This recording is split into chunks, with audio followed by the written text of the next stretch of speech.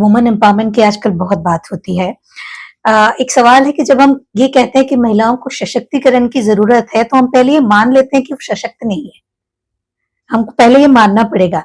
आप क्या कहती हैं कि महिलाओं को शक्ति बचपन से मिलती है, वो पैदा ही सशक्त होती है, लेकिन इन महिलाओं को अपने सशक्तिकरण को अपने अंदर स्ट्रॉन्ग करने के लिए कि कहीं बाहर से सशक्तिकरण की बात नहीं आए, अंदर से उनमें ये समझ आए कि वो हमारे अंदर ही है, बस उसको पॉलिश करना बाकी है या उसको देखिए, स्थान देना बाकी है। ये बात बहुत मुझे लगता है कि बुनियादी है। आप ये महसूस करें कि आप कौन हैं। ये हर इंसान, चाहे वो लड़की हो, चाहे लड़का हो, बच्ची हो, बुजुर्ग हो, आपके भीतर ईश्वर का वास है। आप भी उसी सत्ता के एक बनाए हुए वो हैं वासी, जैसा कोई दूसरा है। ये ताकत तो हर एक को खुद पहचाननी चाहिए, पहली बात। दूसरा, जो आपने सशक्तिकरण का, बिल्कुल सही बात है। जब हम कहते हैं सशक्त को, नहीं पहली मान लिया कमजोर है।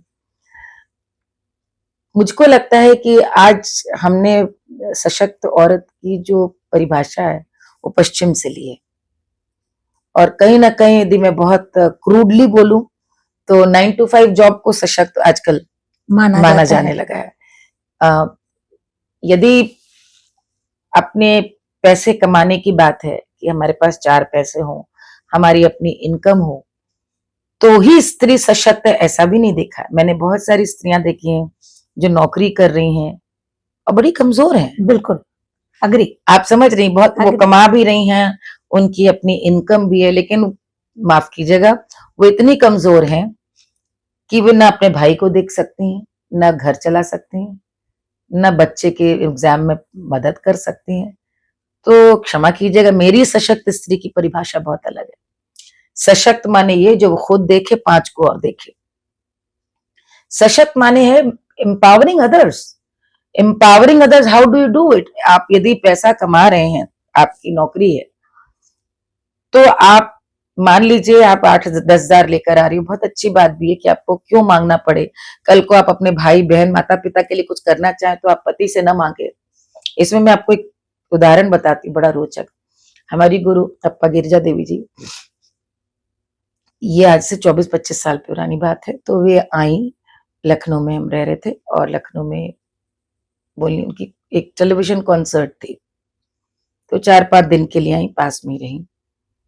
तो जो प्रोग्राम टेलीविजन का जो प्रोड्यूसर करा रहे थे अप्पा जी के लिए, घर पे आए, तो उन्होंने कहा कि ये साथ में भी गाएगी मेरे लिए काम, कॉन्ट्रैक्ट इसका भी साइन कराइए। मतलब ये था कि मुझे भी एक चेक मिले, चाहे छोटा ही मिले। प्रोग्राम हो गया तो उन्होंने हमसे पूछा अलग से कितना चेक मिला, तो मैंने कहा अप्पा जी 4,000। तब ठीक है, ये आज से 24 साल पहले 4,000। मुझे बात बहुत वो लगी, और मैंने मन में सोचा कि देखो गुरु को कितना ख्याल है कि अप्पा जी हमसे पूछ रही। अगले दिन उन्होंने बोला कि तुम्हें लग रहा होगा कि हमने तुमसे पूछा कि कितना तुमको चेक बना, वो इसलिए कि तुम्हारी गुरु आए तो तुम्हें पति से पैसा न लेना पड़े हमारी मिठाई और हमारे रुकने के लिए। ये एक सशक्त स्त्री कह सकती, वो मुझे सशक्त बना रही थी। सशक्त स्त्री दूसरे को संदेश दे रही थी कि भाई इतना वो। तो ये एक स्त्री ही समझ सकती है, पहचान सकती है। आप खुद देखिए कि आपके सामर्थ्यवान होने का क्या अर्थ है। आपके सामर्थ्यवान होने का क्या अर्थ है कि आप अपने अलावा भी लोगों का ध्यान रख सके। और आर्थिक सशक्तिकरण आपके सशक्तिकरण का एक छोटा सा हिस्सा है। आर्थिक सशक्तिकरण भी वही मैं कह रही हूँ कि आप 4 लोगों के लिए पैसे को यूज कर पा रही हैं, आप तो समझ रही हैं। हाँ, बिल्कुल सही। आर्थिक सशक्तिकरण भी सिर्फ इसलिए कि आपकी किटी बढ़ रही है, तो आई एम सॉरी, वहां तो कहीं ना कहीं पे पुरुष का भी मुझे लगता है हृदय बहुत बड़ा होता है देखने। मेरी सास नौकरी नहीं करती थी, मेरी माँ नौकरी नहीं करती थी, क्या वो सशक्त नहीं थी? मैंने उन दोनों से सशक्त स्त्रियां नहीं देखी। और कमाई हमारे पिता की थी या हमारे ससुर जी की थी। और कभी मैंने ये नहीं देखा कि कभी मेरे ससुर जी ने या मेरे पिताजी ने ये जताया हो कि उनकी उस धन में माँ का, बल्कि मुझे लगता मेरी माँ ही घर चलाती थी और ससुराल में मेरी सास घर चलाती थी। बिल्कुल, इस पे कभी कोई वाद विवाद नहीं होता था। आज बहुत अच्छी बात है, मेरी बेटी को मैंने सिखाया कि भाई आपके पास हुनर ऐसा होना चाहिए, काम ऐसा होना चाहिए कि आप अपने पैरों पे खड़ी हो। लेकिन अपने पैरों पे खड़ी हो तो 6 को सबल बनाओ। यदि नौकरी कर रही हो तो घर भी तुम देखोगी, नौकरी कर रही तो कल को बच्चा इधर उधर गिरा पड़ा और फेल हो रहा है, पढ़ाई में नहीं अच्छा, तो भी उस सशक्तिकरण का कोई मतलब नहीं। तो मुझे लगता है कि ये एक कहीं ना कहीं हमको पुनर्परिभाषित करना पड़ेगा कि रिश्तों को सींचने की, या मैं ये नहीं कह रही हूँ कि पुरुष की जिम्मेदारी नहीं, हर रिश्ते को सींचने में जितनी शिद्दत से, जितनी ईमानदारी से स्त्री अपना सब कुछ देती है, सिर्फ पत्नी के रूप में नहीं, एक बेटी के रूप में, उसका विवाह हो जाए लेकिन वो अपने 90 वर्ष के माता पिता के लिए भी बेटी होना नहीं बंद करती, बिल्कुल वो बहन होना नहीं बंद करती। तो वो जो समर्पण, भाई एक बार की भूल जाएगा लेकिन बहन राखी नहीं भूलती। तो ये जो सारे क्लोजेट्स और रिश्ते हैं, उनमें जो समर्पण स्त्री का है, वो कहीं ना कहीं मुझे लगता है कि आप यदि आर्थिक रूप से सक्षम है तो ये देखिएगा कि नैतिक और सामाजिक रूप से भी आपका जो सशक्तिकरण है उस पे उसकी बलि ना चढ़ जाए। बैलेंसिंग होना बहुत जरूरी है। एक और चीज दीदी, जैसे हम बोलते हैं कि हम थोड़ा आगे बढ़ गए, इसका मतलब कि थोड़ी बड़ी गाड़ी खरीदने की हमारी हैसियत होगी, या थोड़ा बड़ा घर करने की, या अच्छे और कपड़े पहनने की हैसियत हो गई। हम ये क्यों नहीं सोचते कि वो जब हम आगे बढ़े हैं उससे हम कितने लोगों के बीच में परिवर्तन ला पा रहे हैं। तो ये बात कैसे समाज को समझाई जाए कि आगे बढ़ना मतलब होता है सबके साथ आगे बढ़ना। अब देखिए, आप और हम बैठ के बात कर रहे हैं तो समझा ही रहे हैं, बाकी तो मुझे लगता है कि जीवन जैसा जीते हैं आप, माता पिता जैसा जीते हैं, आपके आसपास जो आपके क्लोज हैं, जिनसे आप प्रभावित हैं, उनको देख करके सीखते हैं। क्योंकि हर व्यक्ति को ये पता है कि उसको संकट आने पे कुछ भी कमाया काम नहीं आता। 6 घर बनवा दिए तो भी रहना एक कमरे में, जो भी आपके पास पैसा है, धन है, सब रखा रह जाता है जब ऊपर वाला बुला लेता है। तो ये कितना पर्याप्त है, कितने में सुख और संतोष की अनुभूति है, ये हर एक के लिए जानना बहुत जरूरी है। तो आपको कितना चाहिए और क्यों चाहिए ये भी क्लियर होना चाहिए, और उसका आप क्या करेंगे ये भी क्लियर होना चाहिए, तब मुझे लगता है कि वो बैलेंसिंग होता है। मैं आज जैसे अभी व्याख्यान में ये कह रही थी कि हमारे यहाँ हमारी जो सीख बड़ों से हम लोग को मिलती है वो हमेशा से देने की रही है। माना ही गया उन्हीं को जो दें, हर कुछ दे रहा है, सूर्य रोशनी दे रहा है, पेड़ पौधे ऑक्सीजन दे रहे हैं, नदियां जल दे रही हैं, अन्न दे रही हैं, जो दे रहा है हर एक, जो देने वाले को हमारे हमेशा पूजा गया। तो ये आपका धन देने की सामर्थ्य रखता है कि नहीं, अपने लिए यथेष्ट है तो कीड़े मकोड़ों जैसा जीवन है। दी, आज के जो पेरेंट्स हैं, चूंकि मैं एक लाइफ कोच हूँ, मेरे पास ऐसे बहुत सारे माता पिता आते हैं कि बच्चे सुनते नहीं हैं, या ऐसा नहीं करते, या वैसा नहीं करते, या गलत चीजों में जा रहे हैं। आप पेरेंट्स को क्या कहेंगी, उनकी क्या जिम्मेदारी है? ये सच है कि माहौल में आजकल इंफॉर्मेशन बहुत ज्यादा है और कई बार गलत इंफॉर्मेशन मिलती है, लेकिन एक परिवार ऐसा क्या उस नए बच्चे को दे सकता है कि वो नया बच्चा उस तरीके से बढ़े कि समाज को कुछ देकर वापस जाए? समय दे, माता पिता को खूब समय देना चाहिए बच्चों को। दूसरा, संवाद। हमारे बच्चे भी इसी माहौल में ही बने हैं। हमारी बच्चों की शादियां हुई हैं 4 साल पहले, अब दोनों के एक बच्चे हैं, और तो कह सकते हैं कि वो जो एक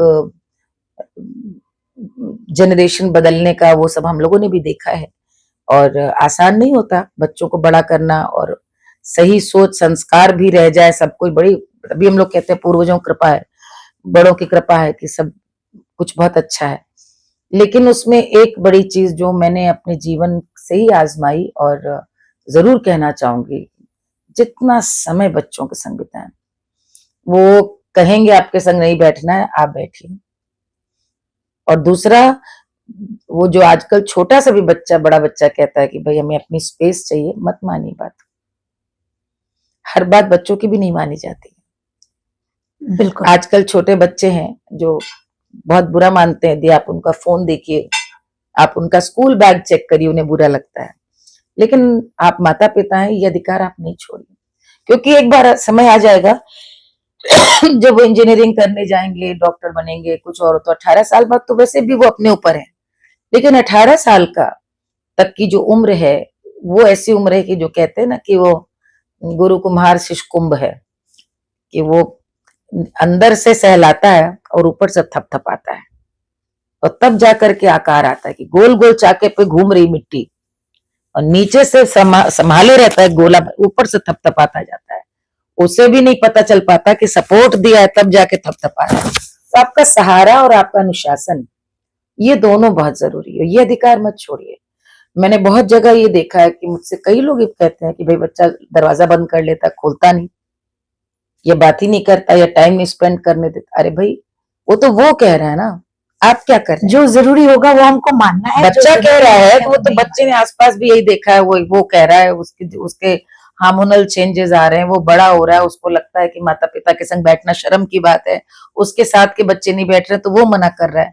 उसको जो कहना है वो कर रहा है, लेकिन आप तो वो करिए जो आपको करना चाहिए। आपकी जो जिम्मेदारी आप हस्बैंड लौट करके आए 7:30-8 बजे, कितनी भी होमवर्क हो, कितना भी काम हो, निकलिए उसको लेके, घूमिए साथ में। आपको आधे घंटे, 1 घंटे, 2 घंटे बच्चे को समय माता पिता को देना ही चाहिए, और उसको कभी भी ये ना लगे कि यदि वो कष्ट में है, वो किसी गलत रास्ते पे है, यदि उससे कोई गलती हो गई तो आपको बता नहीं पा रहा है। वो जरूर, और पिता से नहीं कह पाते तो माँ से कहे। कुछ कुछ परिवारों में उल्टा होता है कि माँ से कम्युनिकेशन कम होता है, पिता से खुले रहते, कोई भी बात हो बच्चे से बिल्कुल। जैसे हम लोग हस्बैंड वाइफ हैं, तो हम दोनों बहुत कम्युनिकेटिव है, बच्चों से खूब बात करते हैं, तो हम लोग के रोल्स बहुत अलग हो जाते हैं। किसी मामले में हम लोग को भी आश्चर्य होता है कि यदि मैं किसी बात पे मुझे अखर गई है और मुझे पता है कि इनको भी बहुत अखरेगी, तो ये बिल्कुल चेंज हो जाता है। ये अपना बहुत उसमें लीनेंट और मुलायम रुख कर लेते एक कठोर हो जाए तो एक नरम हो जाए। और जब मुझे पता है कि इनको बात बहुत बुरी लग गई, तो मैं बिल्कुल वहां पर एकदम बच्चे का पक्ष रखती हूँ, क्योंकि किसी एक को बच्चे का पक्ष भी रखना पड़ेगा। तो ये जान के चलिए कि समय बच्चे को जरूर दें, और संवाद, डायलॉग, कम्युनिकेशन, वो आपसे बहुत छोटा है। और आजकल के बच्चे पहले जैसा वो नहीं है बंधन, खुल के बात करना चाहते हैं, तो आप उनको वो स्पेस दीजिए कि वो आप बाहर वालों से कुछ कहें, उससे अच्छा आपसे कहें। तो ये चीज सबसे ज्यादा जो मैं देखती हूँ कि हर माता पिता कहते हैं कि भाई वो बात नहीं करना चाहिए, वो नहीं चाहता, आप तो अपना अधिकार मत